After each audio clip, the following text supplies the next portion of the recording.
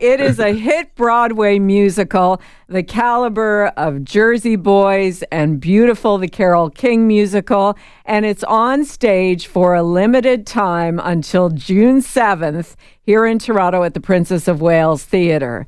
I'm talking about A Beautiful Noise, the Neil Diamond musical, and from firsthand experience, I can tell you it's amazing. The whole cast is great, but it's Nick Fradiani as Neil Diamond who steals the show. And Nick is with us now on the Morning Zoom with Andy and Jane.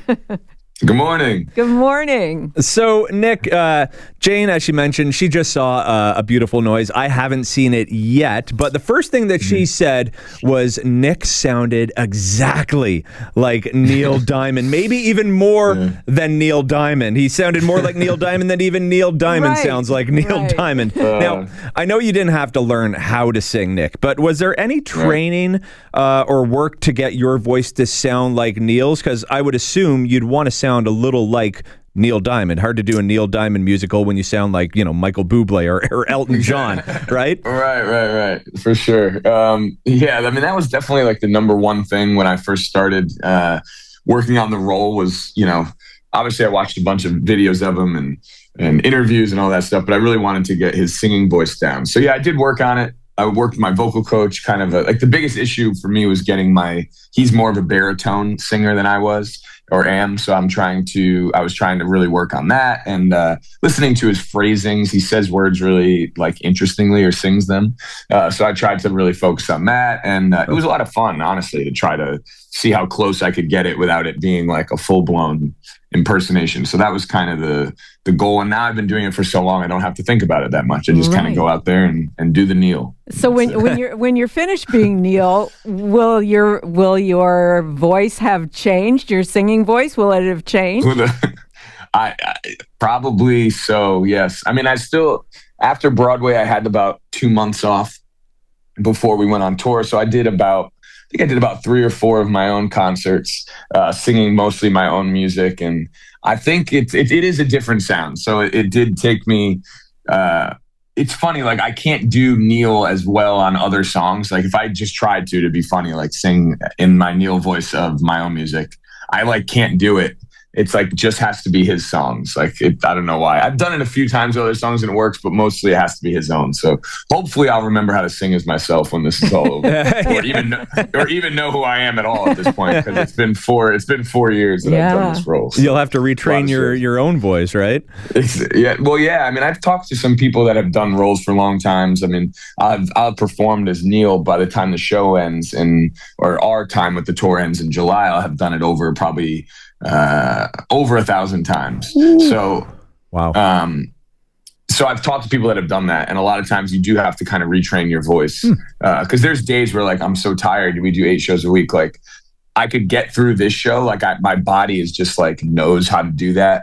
But like if I had to sing other songs, nothing would come out. Like it's very interesting how your voice almost gets like hardened to know how to do one thing, but it's like being a person that runs like sprints, but then has to go run a marathon. Like you can't, it's hard to switch it up. So I will go back and try to retrain the voice and everything. So.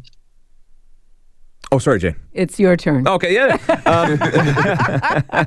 Nick, was there a particular Neil Diamond song that was just so much harder to master than others, maybe because of the lyrics or the inflection or the pace of his voice or just his delivery, perhaps? Was there a song that was harder to just to nail down for you than all his other songs? A song that you just couldn't get right?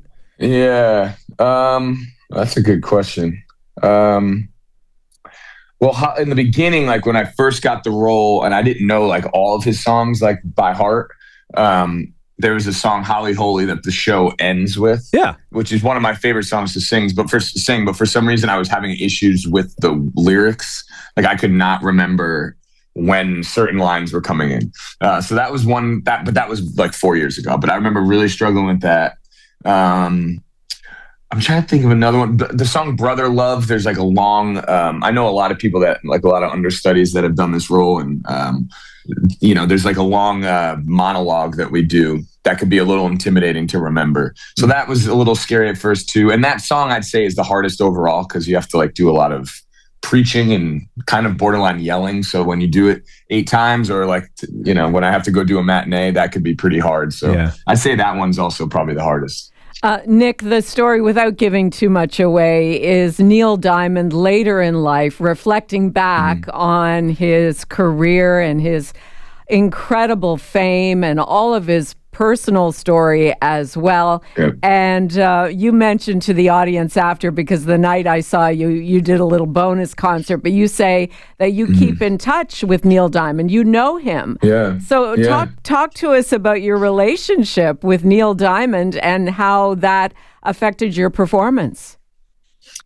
It's grown over the years. I still remember meeting him the first time when I was the alternate on pre-Broadway and Broadway for the first year. I didn't take over as the lead on Broadway until the second year. So when I first met him, it was kind of brief, and we spoke for a little bit, and then I took over the role. And actually, no, I did a cover video of one of his songs that went kind of viral on like Facebook. It had like 4 million views of I Am, I Said, and his wife saw it, and Neil, he wrote me like this little note, and she sent it to me over text message, just saying like, I heard your song, your voice sounds good, something along those lines. And then once I took over the role, he sent me a video, kind of a congratulations. And then from there, we started like FaceTiming, and he would check in on my voice and how I'm holding up. And then, I've gotten to hang with him, I'd say like twice, where we really got to like sit down at a table and talk and play the guitar. And and it definitely made me I've always appreciated the story, and I've always taken this as a heavy responsibility of like sharing his music right now. But once you get to know the guy and see him and talk to him, every show kind of feels more important, I guess you could say. So, but it's been awesome meeting him, and, he's a legend. So it's like, I got to sing Sweet Caroline with him at a benefit back about 7 months ago. Oh, and we just sat in a hotel room in Denver, and he kind of just was like, so when are you going to go to this part? And we're going to do this, and just kind of reviewing the song, like, the biggest song like ever that he wrote in his hotel room. So to me, that was like, all right, we checked it off. Like, I felt like that was the peak of my moment in this musical. And he got to see me finally do it in Los Angeles, which was awesome. Very cool. Nice. Yeah. Nick There's Fradiani. a funny picture on my Instagram of him standing next to me at intermission, and I'm in the full like white sequins in my 70s wig, and Neil, current Neil, sitting next to me. Like, it's just really funny to see. Oh yeah, your wigs are amazing, by the way. Oh yeah, the wigs and my shiny boots I get. Those always get a lot of attention. I'm looking at the picture right now. Yeah. Look at it. It's the Nick whole, looks good. It's the whole package. You think you're watching awesome. Neil Diamond. Nick Fradiani, you're an incredible talent. Thank you so much for coming and doing the show in Toronto. Mirvish.com for more information. And it was a real pleasure to chat with you today. Yeah, great to talk to you guys. Thank you so much.